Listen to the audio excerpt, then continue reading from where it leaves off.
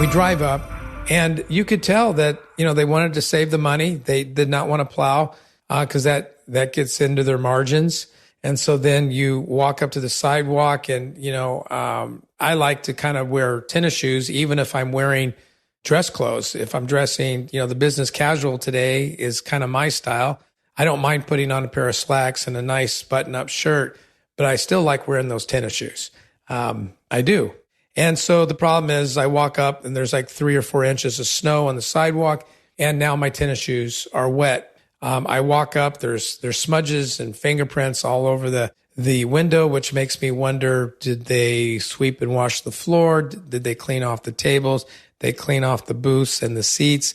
I wonder what the kitchen looks like. I wonder what the restrooms look like. Well, I'll find that out pretty soon.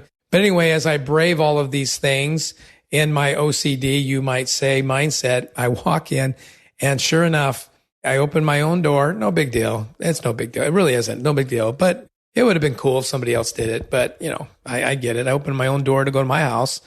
So that's fine. And so I walk in and well, there she is, but I can't see her eyes because she's looking down. She's looking down and she's got a grease pencil in her hand, or maybe they're a little more high tech, and she's punching things, on her screen. And she knows I'm here. She knows I'm here. She felt the cold air. She heard the door squeak. I came through. Because if the door is dirty, it squeaks. And somehow, some way, she still doesn't see me. I'm waiting. I'm still waiting, still waiting. What's the big deal? If I was a farmer, it'd take me a lot longer to make my food, but now I'm going to go simply order something. It'll come to my table. But yeah, I'm still kind of waiting. And, oh boy, all kinds of certain thoughts go through my mind that I have to fight off so I don't become Joe negative. And, she looks at me and she says, without a smile, how many in your party? Do you have a reservation? It's just more like an attack. Like, what in the world am I doing here? I'm messing up things. I wasn't part of the plan.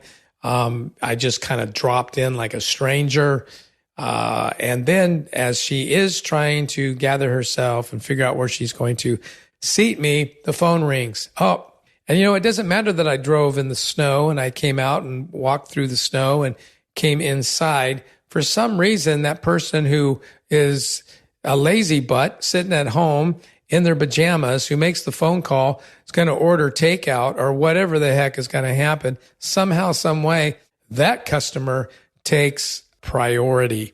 And so she takes the phone and then she goes, if she apologizes, which I frankly hope that she doesn't, because I wouldn't understand the apology, because to me it'd be like, I'm sorry that you were customer 1 and then I dropped you to customer 2 so that I could really talk to customer 1, because you're really customer 2. And if I'm sorry, I'm really sorry that you're not important enough to keep your stature and your place in line, or something like that. Well, I'm being a little melodramatic, but it is an experience.